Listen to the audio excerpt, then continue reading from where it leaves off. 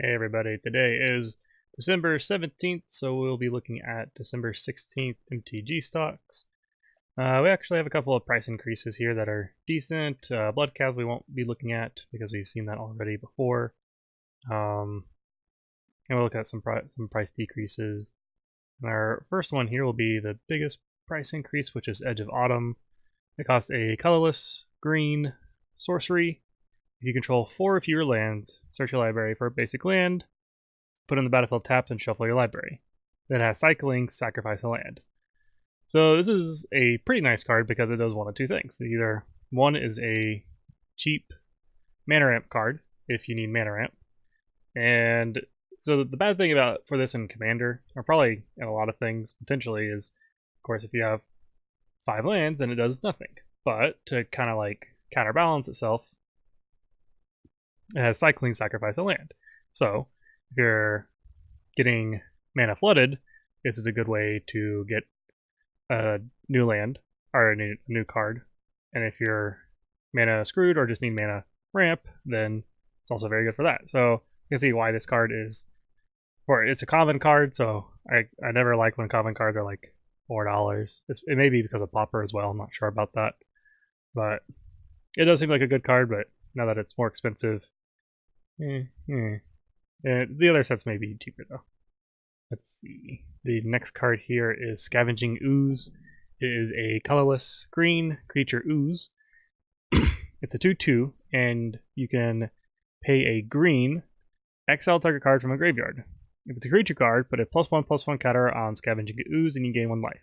This card is pretty great because, if you have a deck that works well with this where you can exile your stuff, the one I can think of is probably Tasigur, which I'll be actually going over that later. Exiling your own cards and making your graveyard more manipulable is nice.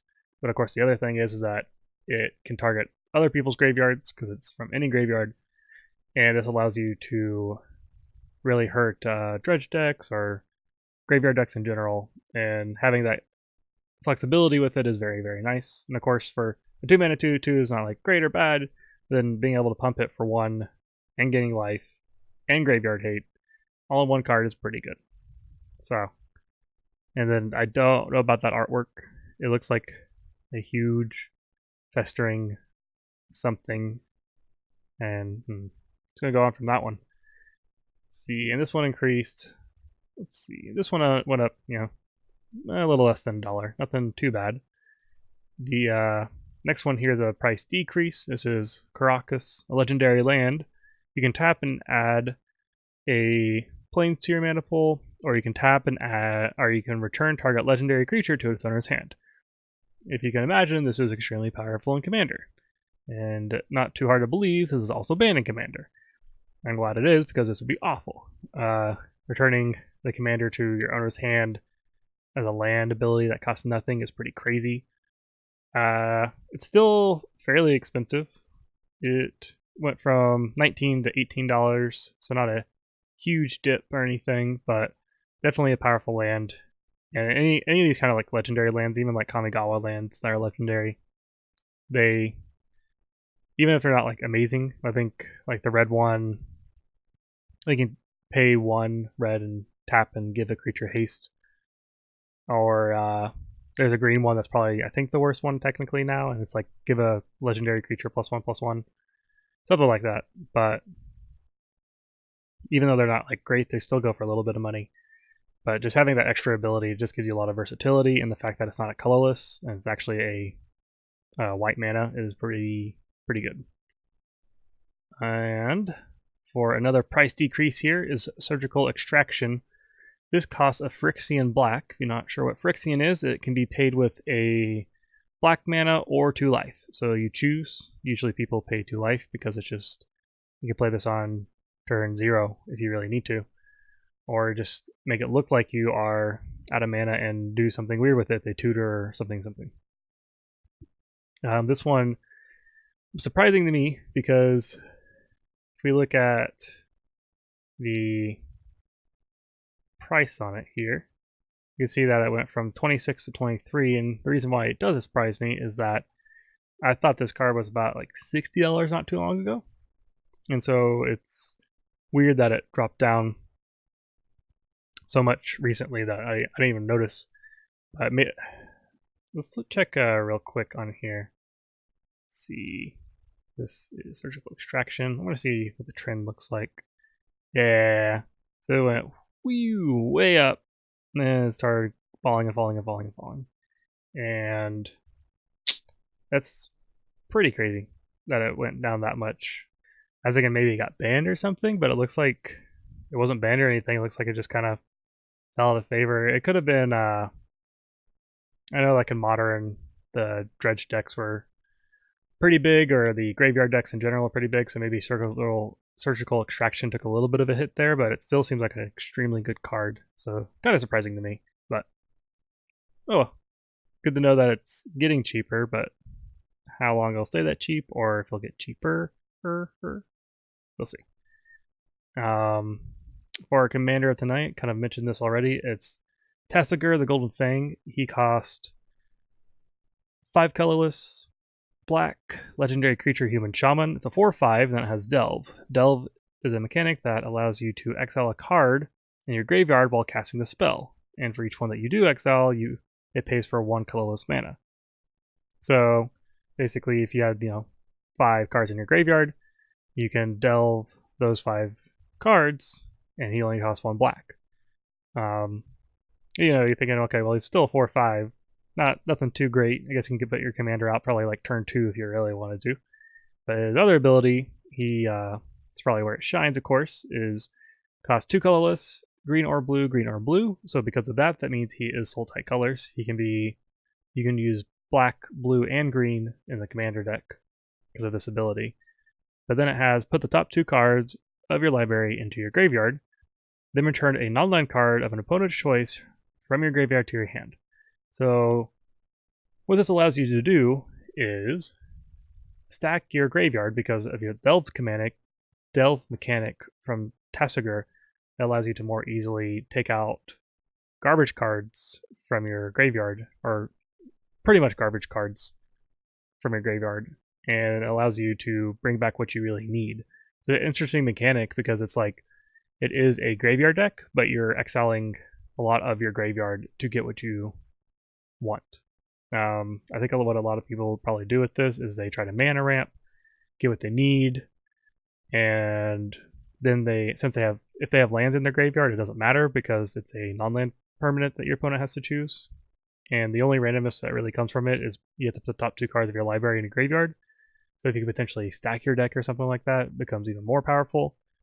But when they have things that are like Exsanguate, where they can just pay like black X, everybody takes X damage, you gain X life. If you can keep using your ability to get that card back over and over again, it becomes pretty bad pretty quick for everybody.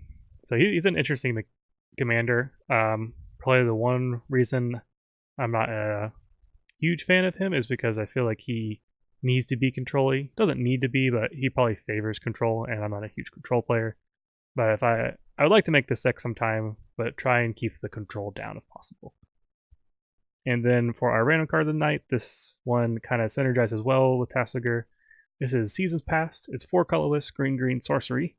Return any number of cards with different converted mana costs from your graveyard to your hand. Put this on the bottom of its owner's library. So with Tasigur, you're mana ramping a lot anyways. And with Seasons Past, you're probably able to get at least, assuming you build your deck to put a lot of cards in your graveyard or do whatever you need, this really helps out. I mean, you can bring out, even if it's only 2 or 3 cards, I think it's pretty worth it. Especially depending on what crucial items that you have in your graveyard. But aside from that, this also lets your Tasigur ability go off easier, because then, if you're pulling cards out of your graveyard, then that means Tasigur has less options for people to choose from. This can get back what you need more. So it's a pretty neat card, and aside from Tasigur, I think this would help any kind of dredge deck.